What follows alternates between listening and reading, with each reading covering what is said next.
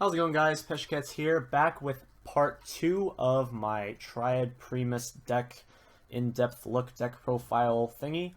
And so for part 2, I'm going to be showing you guys 3 different builds of Triad Primus. I'm going to show you guys the original build that I started with when the deck first came out in CG2. I'm going to be showing you guys a second build, which I changed to like maybe one or 2 months into CG2 having been released. And the last build I'm going to be showing you guys is my current build. And I'm going to be showing you guys two versions of my current build, which is pre and post restriction list. And so you guys can go ahead and take a look at both of those lists.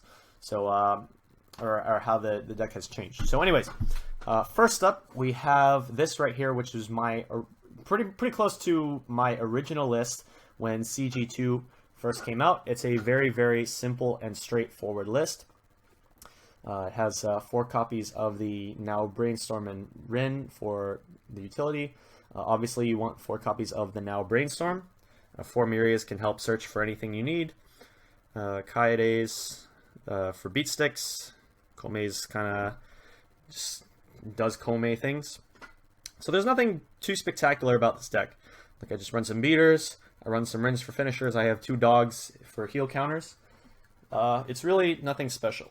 So this is what I like to call the American build, and that's because like a lot of Japanese players like to build the deck one way, but whenever I see like some American players building like a Triad Primus deck from scratch, it usually looks something like this. You just take like all the cards that look pretty good, you just slap them together into one deck, and yeah, you just have a deck. Like, this deck is really not too hard to build, but there are a lot of options that you can potentially put into your deck, as you guys probably saw in part 1.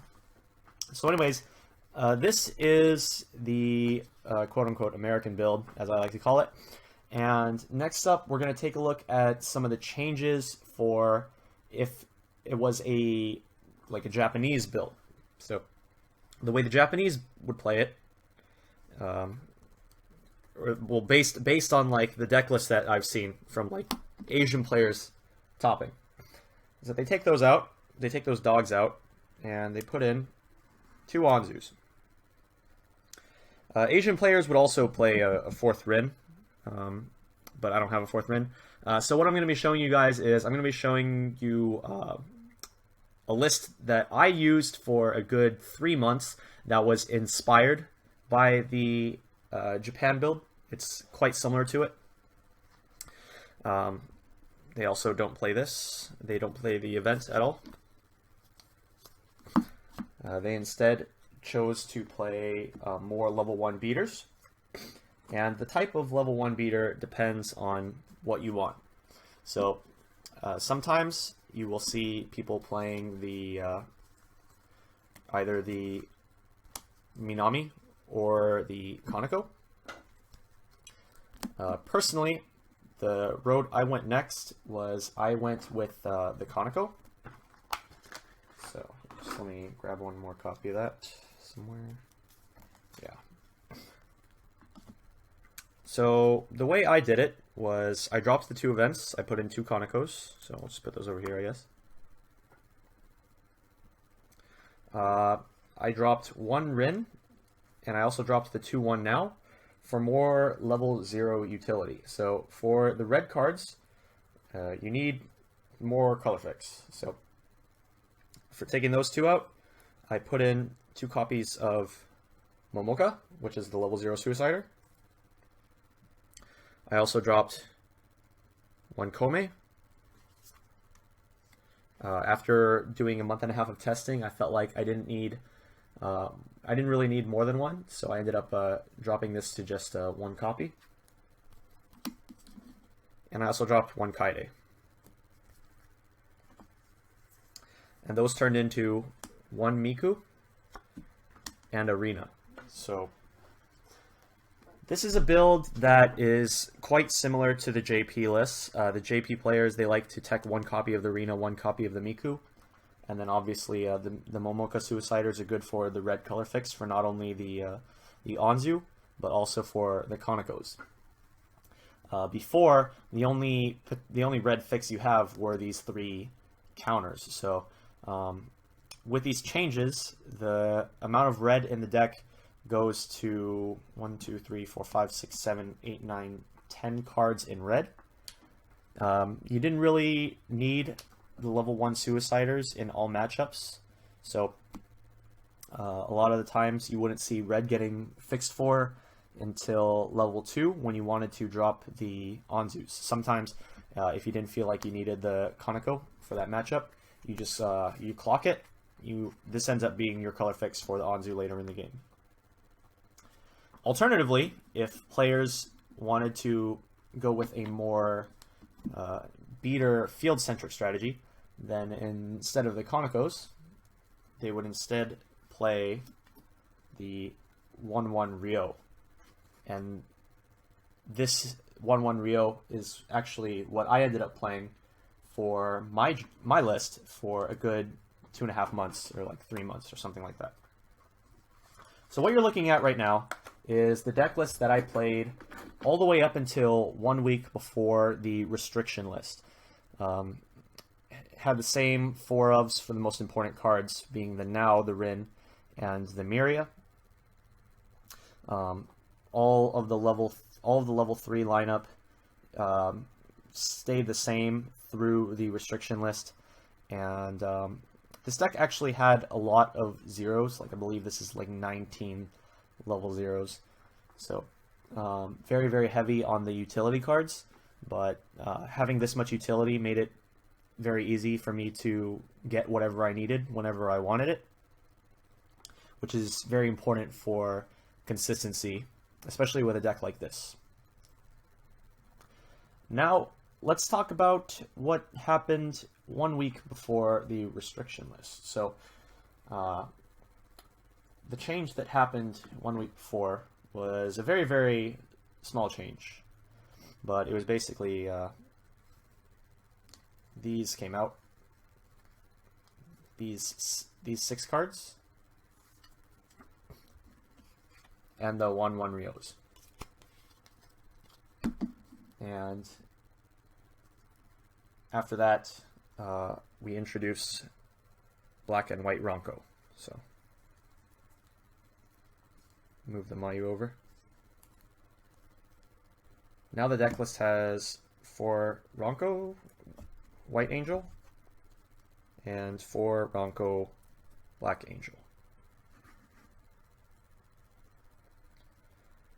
So the idea here is, like I said in part 1, you give up 1 lane, 8k, in the center on offense, the lane that would have been buffed by the 0-0 Now Brainstorm, and in exchange you now have 2 lanes on the side that can be 8k defensively with the White Angel Ronko. At the same time, you gain some flexibility with your Brainstorm.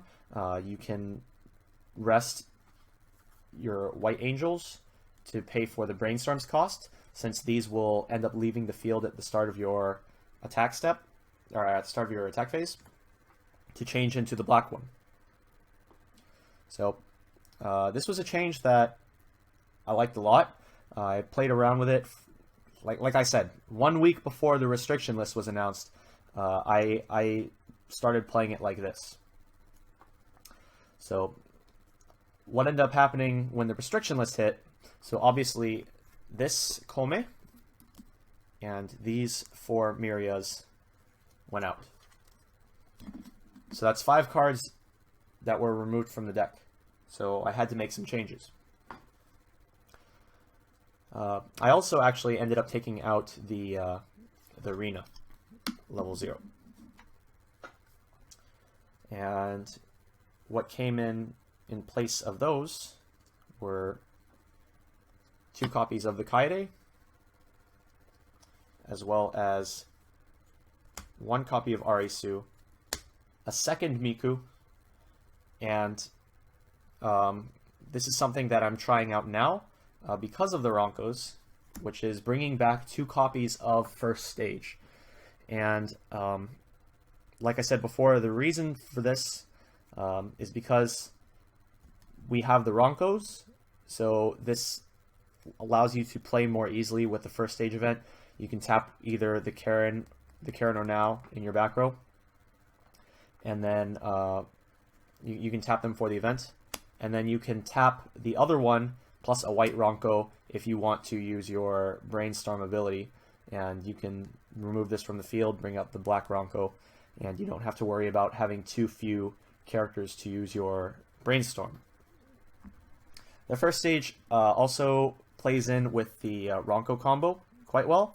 You can search for the pieces that you don't have in your waiting room, or if you need a discard outlet, then you can use the First Stage, search for other utility cards, like let's say you search for like a Rin or something, discard a black Ronko so that you have a change target for your white Ronko.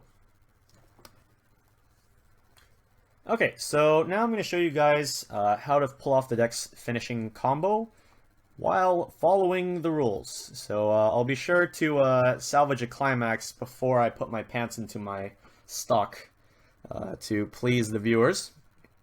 But anyways, so to pull off this combo, you need to start your turn with 7 stock, and you need to have 4 cards in your hand. They don't necessarily have to be these 4 cards, as long as you can draw into all of the combo pieces by the time you're ready to go. But for the purposes of the tutorial, I'm just going to have all 4 of these cards in my hand to start with.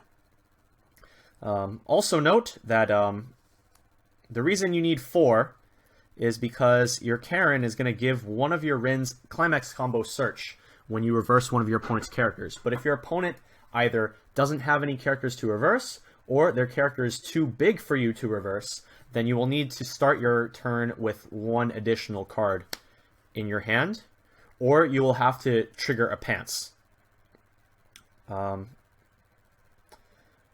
Another option is that you could also use a Brainstorm ability, but that would require you to have 1 additional stock. So, anyways, so this is just going to be the vanilla version of the combo, the most simple variation that you can see, which is the variation where you do have something to reverse.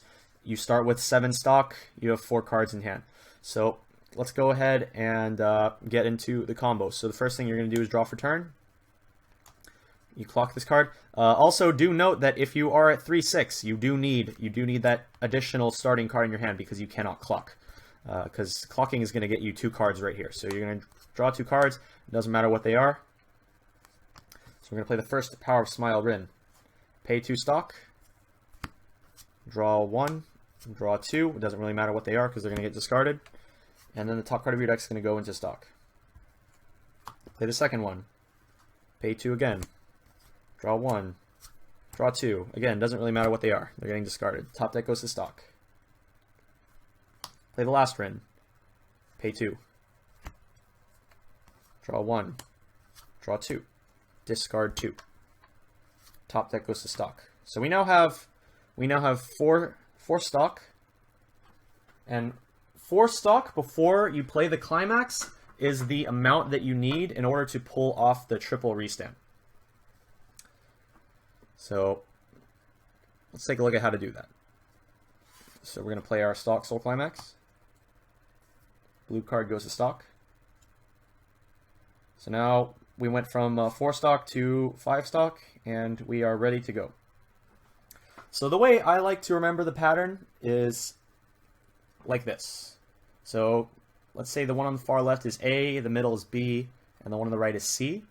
The pattern that I remember to do it, you don't have to do the exact same pattern. You can do like variations on it if you like switch the letters around, you replace the letters, but you do have to do it like kind of like this. So I'm gonna put an annotation so you guys can just follow. So, but it's A B A C B C. Does that make sense? Like that. That's the way I like to remember it.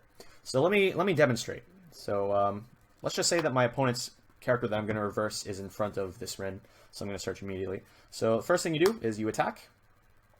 On attack, she gains the ability for the restand. Trigger, it's a pants, so I'm just going to go ahead and grab a climax. Me triggering this pants means that I didn't have to reverse my opponent's character, but it does mean we get an extra card in our hand. So upon reversing the opponent's character, we search our deck. I'll grab whatever, grab a healer, why not? You do want to be careful about how many triggers you keep in your deck, because you keep soul when you restand. So like, I triggered +1 soul from this attack. So now on the second attack for this card, it's going to start at 4 soul, and then whatever I trigger is going to add on to 4. But anyways, so let's continue. So A, B, A, C, B, C. So attack with B next. Attack with this. Or attack with this, use this ability. Paying 3. Discarding a card. This one stands. And now I trigger. Goes to stock, and this one gains the ability from that attack. Next, I'm gonna attack with A again. Pay 3. Discard a card. Restand the center. And trigger. So now we have 2 stock. So now you want to attack with C. Now this one gains the ability. So this one's completely done. I'm just flip that over. This one's completely done attacking. So now we attack with C. Trigger. And now for the last restand, we attack with B. Pay 3. I would probably just discard the climax. This one stands. Trigger for the center attack. This one's done attacking. And finally, attack with C one more time. So now this one's done attacking. So the end result is you have 2 stock. So if you were running the Hanako counter, then you would have enough stock to play 2 copies, assuming you had 2 copies. That would require you to obviously start with more cards in your hand so that you could actually hold the Hanako counters and not have to discard them. Triggering the pants allowed us to search for a healer. So in the event that we do survive our opponent's next turn, we have 2 stock, which we can use to play a healer. We're pretty low on deck, so we're probably just gonna like take a refresh damage anyway. But let's say you had like more cards in your deck than this. Like let's say you had like this much deck, and then your opponent hits you, and you're at like 3-6. You end up at 3-6 with like 2 cards left in deck, and you draw for turn. You're gonna be glad you have that healer because you can play it, pay that 2 stock, heal, and now you're not dying to refresh damage anymore. So that's how you pull off the end game combos for the Triad Primus deck, and yeah. So this is where my deck is right now. This is the deck that I am going to be testing out for the next few weeks, and this may or may not be the build that I just end up taking to WGP next month. So if you do end up seeing me at WGP, you now have my deck list. So that'll probably give you guys some sort of advantage, but hey, I gotta show that I'm a good player somehow. Like if you know my deck and I don't know your deck and I'm winning, then I'm probably doing something right. But there we go. This has been 3.5 Triad Primus Decklists. I hope you guys enjoyed, and until next time, this has been Peshcats. See ya.